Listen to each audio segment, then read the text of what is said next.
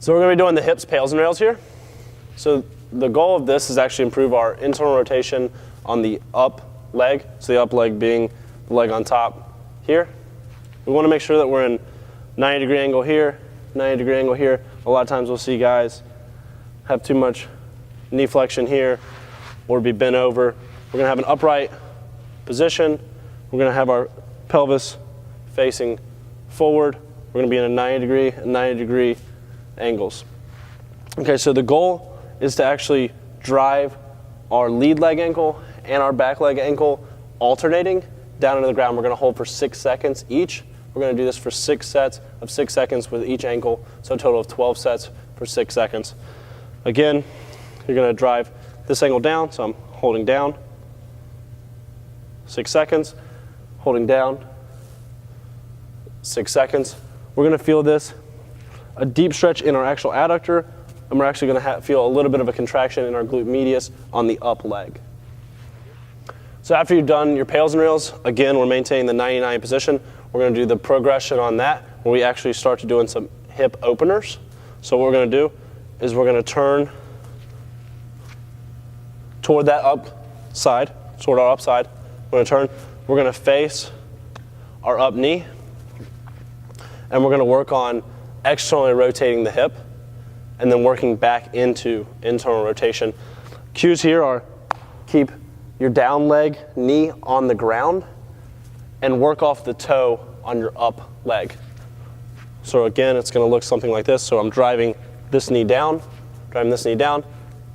working on opening up that hip, get to in range, back down. A lot of times what we'll see is guys work up to in range and then fold, but that actually doesn't work on the hip internal rotation component. So what we want to do is maintain that turned posture, work up, knee down, work back into internal rotation. Work up, notice how I'm up on my toe, so work up, back down, okay? And then from there, we can switch to the other side, turn, same thing. So we've done the pails and rails, we've done the hip openers, and now we're going to do the progression on that, which is going to be partner manuals. Okay, so a lot like the hip openers, we're going to be turning to our up leg, keeping this knee on the ground, and working on external rotation, and then back into internal rotation. Something important to understand is we're going to be working all along the strength curve, but the strength curve is not just up and down, but we're actually working on the strength curve here, so following along with the strength curve. That's especially important so that we don't actually push ourselves off the ground or not get the full benefit out of the exercise.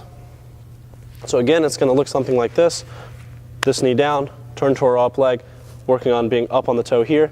He's going to be working me all the way into the concentric, and then he's going to be giving me a little bit more resistance down into the eccentric portions as we work in internal rotation. We're going to work on not losing our torso position.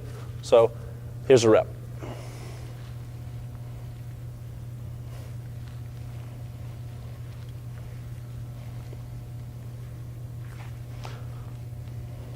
So again, it's important that he allows me to get all the way to the in range, and your partner's going to lighten up on that pressure because it's going to be a little bit more difficult to get into that in range, and then we're going to be working all the way back down to the ground, and we're going to do that for around 2 by 10, so about 2 sets of 10 reps on each side.